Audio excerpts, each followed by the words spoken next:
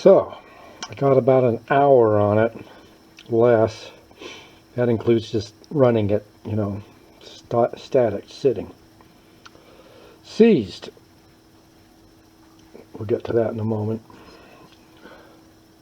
Then I look in here. Hopefully this will show. There. And what I'm trying to show are some tan marks in there. Okay, maybe there you can see some. Okay. I haven't decided what that is. It indicates heat. That's what the piston sees against. So the piston ring gap was okay. It was 030.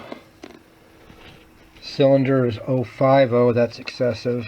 Crank side play is 025, and all my problem, I believe, is in the big end.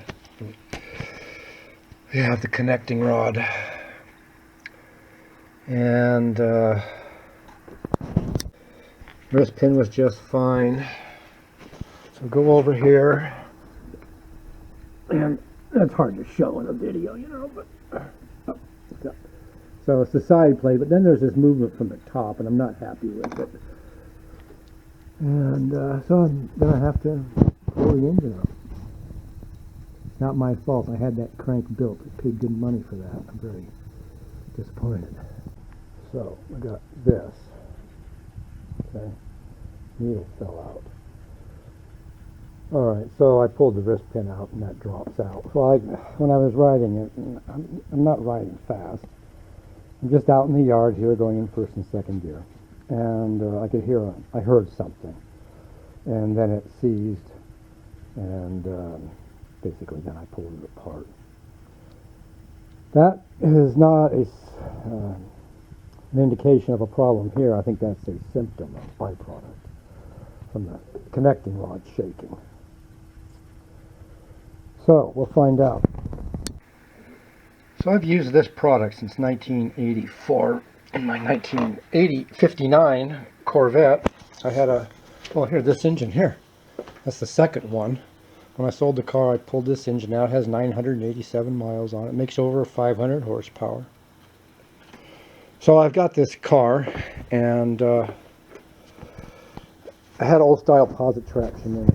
And on the original bottles it said, good for old style Chevy posit traction. They chatter going around turns. Boy, it is irritating. It just smooths it right out. So then I started using it in the engine too, of course. So I did some tests with it. I took a generator, filled it up carefully, ran it with gas, got a number, drained out the oil, or added a Pro Blend. And I don't remember what the exact number was. Now this is 25 years ago. But it was at least 10 minutes, okay? 10 minutes off of a gallon of gas. So that was impressive. Then I had a little Mazda pickup, and I look at the temperature gauge one day, and it's off the scale. And I pull over, and there's no oil in the engine. It's all in the radiator water. And I put a quart of oil in, and the oil goes into the water as fast as you say it. I had to drive like over 150 miles. In the Santa Cruz Mountains. I went from Santa Cruz Mountains up to Los Altos and back. Engine turned off and on, just like you expect an engine to. Look, you know, the spark plug boots. They were something, you know, like this. But once they were swollen up, they were closer to something like this. Not that big, but they were large. Engine just turned off and on. Big crack in the cylinder head. So these kinds of stories make me believe in this.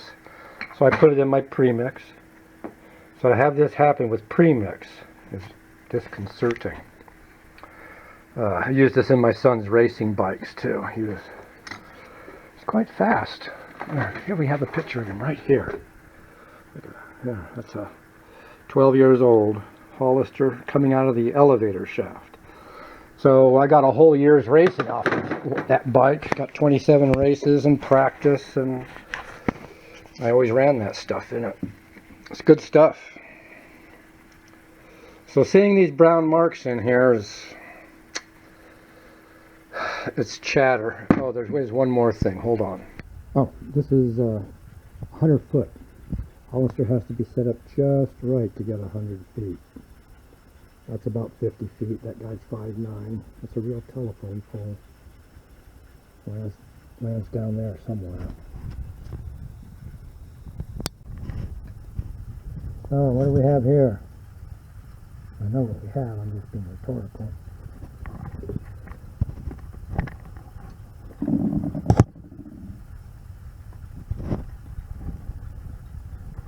It's in here somewhere.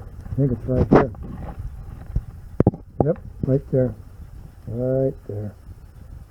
See the exposed bearing? How did that happen? I spent a lot of money. These are expensive bearings, man. These are brand bearings. I'll give you the name in a moment. See, that goes in there. So there's our problem. The crank might be good. I don't know. I doubt it. So this is what happened. I put the bearings in the freezer. The freezer was cycling too warm. Moisture got on the bearings, created rust. The biggest part of this mistake was I left the bearings in the freezer, not knowing that, for 2 months. Now, if I had just put them in the freezer for a few hours and then done this, it wouldn't have happened. So that's what caused it. The bearing failed because of rust, moisture condensing in the bearing surface, and so on. So I got these two bearings. These are Koyos. They are 6322 C4s.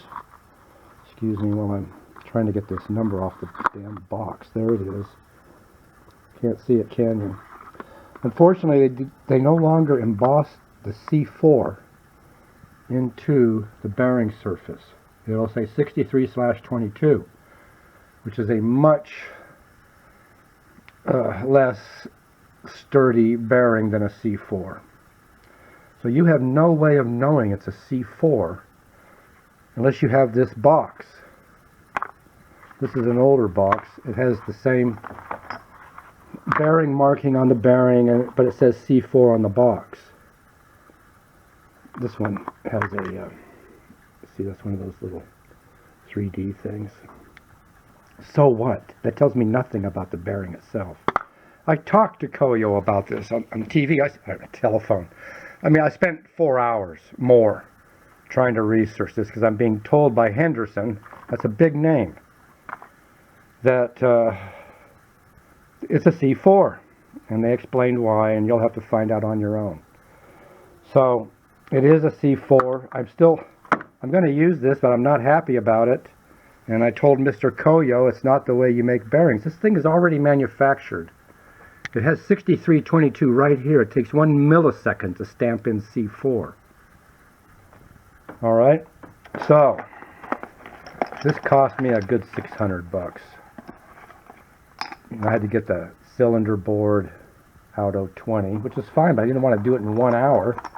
Got a new 0.5 millimeter over piston for it. So don't put your bearings in the freezer for more than a few hours.